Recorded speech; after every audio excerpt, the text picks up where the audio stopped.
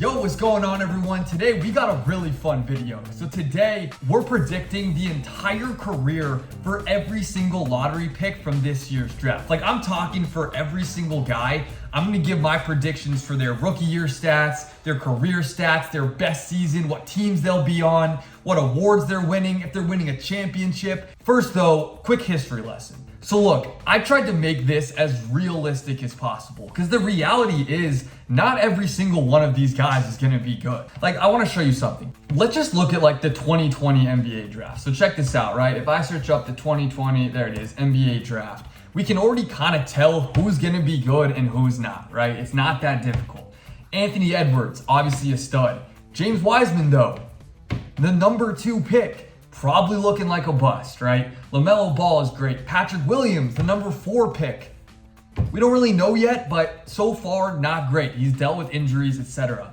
Isaac Okoro, not great for the number 5 pick. Onyeka Okongwu's good. Killian Hayes is a bust. Obi Toppin, Jalen Smith, these guys aren't top 10 overall picks. Basically, what I'm trying to say here is it's easy to say that all these guys are going to be studs in the league. It's just not realistic. So with that being said, let's talk about Paolo Banchero. So Paolo Banchero is gonna have a monster career. I absolutely love this dude. So off the bat, Paolo's gonna win Rookie of the Year with the Magic this season. He'll average just under 18 points a game as the Magic starting power forward. He'll be an all-star by year 2, and then he's gonna re-sign with the Magic on a Supermax, and he'll be in Orlando for a good 8 years.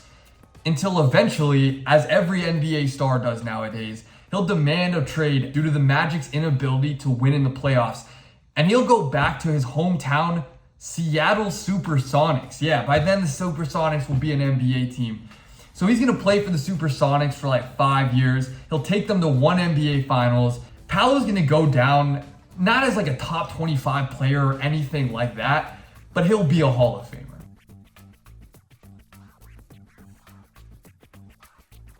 Okay, so moving on to Chet Holmgren. Chet's gonna get off to a really slow start in the NBA. I'm talking bullied in summer league, fouling out of his regular season debut, barely making second team all rookie this year. The media's just gonna jump to label this guy as a bust as soon as they can, because it's the easy thing to do when you have a guy like Chet.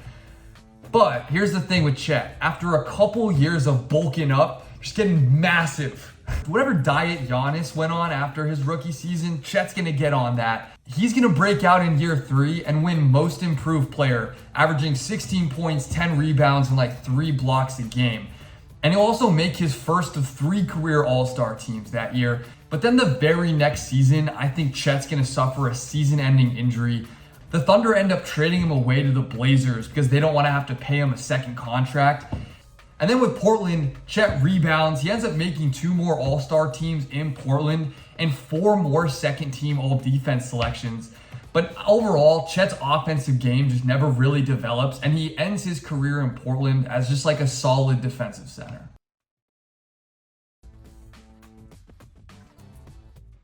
Now on to Jabari Smith. Jabari's gonna have a good career in the NBA, okay? Right off the bat in Houston, he'll be one of the best catch and shoot 3-point snipers in the league. And that combined with his perimeter on-ball defense will make him a starter his entire career in the NBA. However, that's just kind of where he becomes. Due to a lack of shot creation, due to a lack of handle, he never quite reaches the consistent all-star level that the Rockets are probably hoping he becomes. So 1 year after signing a big rookie max extension with the Rockets end up trading him to the Timberwolves. And then Jabari has his best season of his career in his first season in Minnesota. He teams up with Anthony Edwards. They create a dynamic wing duo. Jabari averages 20 a game for the only time in his career, plus second team all defense. He's a stud, man. Again, makes the all-star team. But then after that, Jabari is going to just kind of bounce around a few teams later in his career, and he'll kind of go down as just a quality 3-and-D player in the NBA, kind of like a Trevor Ariza.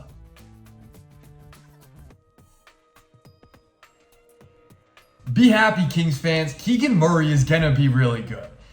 Just probably not as good as you're hoping. Let me explain. So Murray will have a strong rookie season with the Kings, who, hey, low-key surprised some people this year. I think they're going to make the play-in as the 10th seed. Murray does enough to be the best player on the second team all-rookie, averaging 11 points a game. But then after Harrison Barnes leaves next offseason, Murray officially becomes the full-time starter, playing 30-35 minutes a game for the Kings, and he averages 15 a game.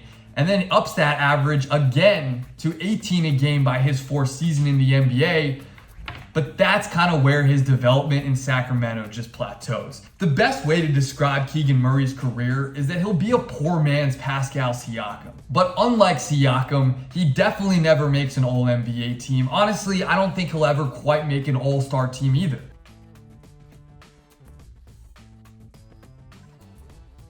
Look, Jaden Ivey is gonna pop as a rookie with Detroit this year. Like, do you guys remember 2010, 2011 rookie year Blake Griffin and how many ridiculous poster dunks he had? That's gonna be Ivey this year. But also kind of how Blake Griffin was, look, I'm gonna say it, a little overrated that year. John Wall should have won Rookie of the Year that season as a true rookie.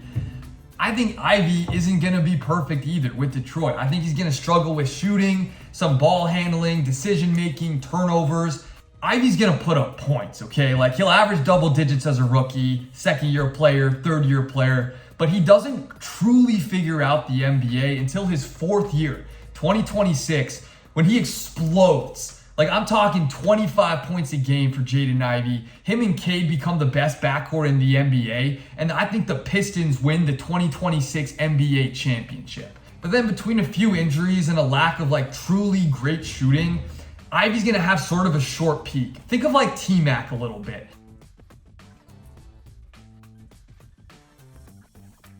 Now on to Bennedict Mathurin in Indiana. So Ben Mathurin starts his career in Indiana playing off the bench behind Tyrese Halliburton, Buddy Hield, Chris Duarte, which is actually great for his future development because all he does is just come in and get buckets off the bench. And then after Duarte and Buddy Hield both leave in trades in 2023, 2024, Mathurin gets the chance to start next to Halliburton in year 3, and he performs well.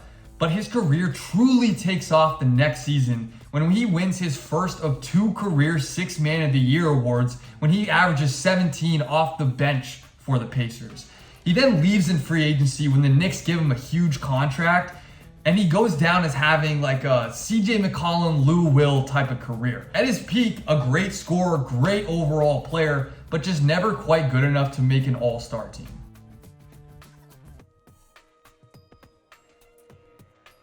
You guys know how I feel about Shayne Sharpe. I think he has like a Kobe Bryant type trajectory, okay? Hear me out, I'm not crazy. What I mean by that is both guys come straight out of high school. They start off kind of slow as a rookie, showing promise, but playing on a team with good veteran guards, so they don't get a ton of minutes. And then Shayne Sharpe finally breaks out in year 3, averaging 20 a game after Damian Lillard is finally traded from the Trail Blazers. And Shaden's best career season comes in 2029, when he finishes 9th in MVP voting. Overall, Sharpe finishes with a similar career to like Bradley Beal.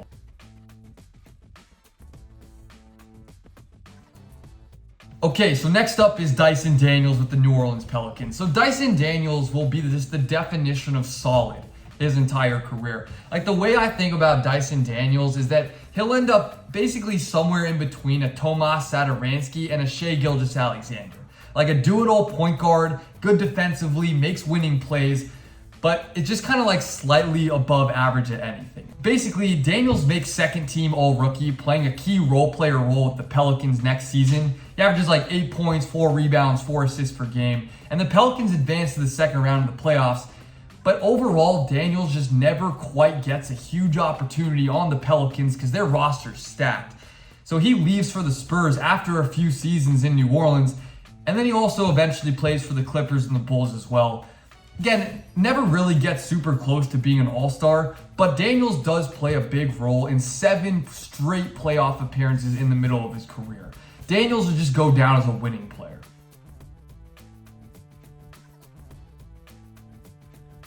Jeremy Sohan is going to end up as the next Ben Simmons, but okay, hear me out in a good way. Sohan went to the perfect spot. The San Antonio Spurs are just so good at player development. Sohan's career highlights, he makes 5 all-defensive teams, And then he ends up leaving the Spurs to go to the in-state rival Mavs, team up with Luka, and he wins an NBA championship with Luka in 2030. And he kind of plays like a prime Sean Marion role. Not quite as good as the OG Matrix, because OG Matrix could hoop, bro. But again, like a 5-time all-defensive player is still a great career for the 9th overall pick.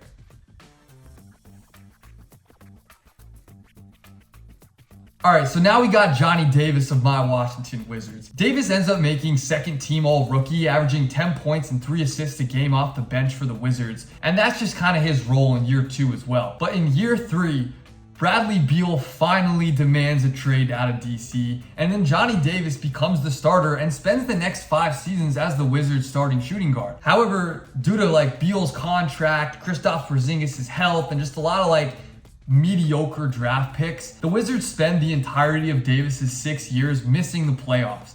And then eventually they go full tank, trade Johnny Davis to his hometown Milwaukee Bucks for a first-round pick. Davis spends the rest of his career with the Bucks and basically as like a Jrue Holiday replacement. He helps Giannis win one more ring in 2029, and he ends up retiring as just a solid starting shooting guard in the NBA.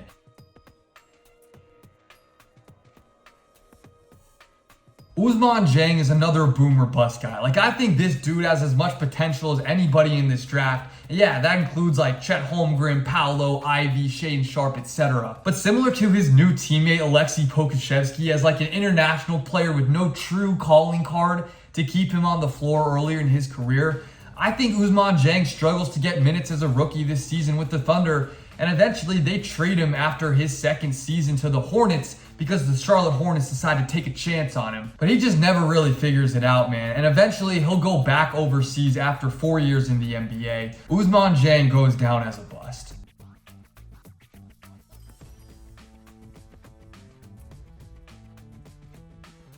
So Jalen Williams is the direct opposite of Ousmane Dieng, okay? Comparatively, low ceiling but super high floor, and he'll end up having a super long career in the NBA. But honestly, it's just nothing super spectacular. I think he's just a good role player. So he kind of bounces around the NBA after spending his entire rookie contract in OKC.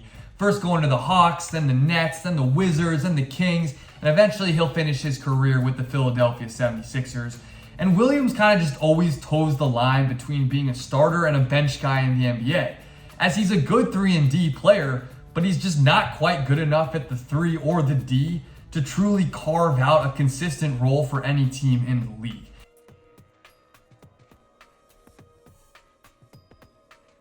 Jalen Duren has a hot start to his career in the NBA.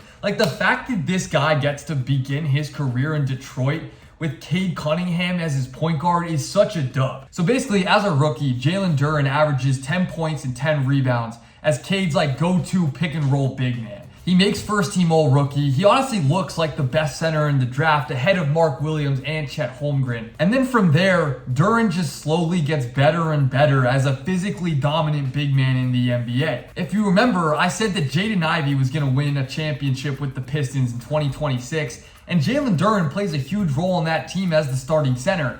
And then 1 year after winning that title, so 2027, Duren makes his one career All-Star appearance. He averages 17 points, 11 rebounds, and 2 blocks per game. But then, similar to DeAndre Ayton with the Suns this year, the Pistons decide they don't want to give him a ton of money because they have to pay both Ivy and Cade max contracts. So Duren ends up leaving to go to the Warriors, where he forms a nice little semi-big 3 with Jordan Poole and Jonathan Kuminga. Those 3 make one Western Conference Finals appearance, and then Duren ends up finishing his career with the Wizards and the Celtics.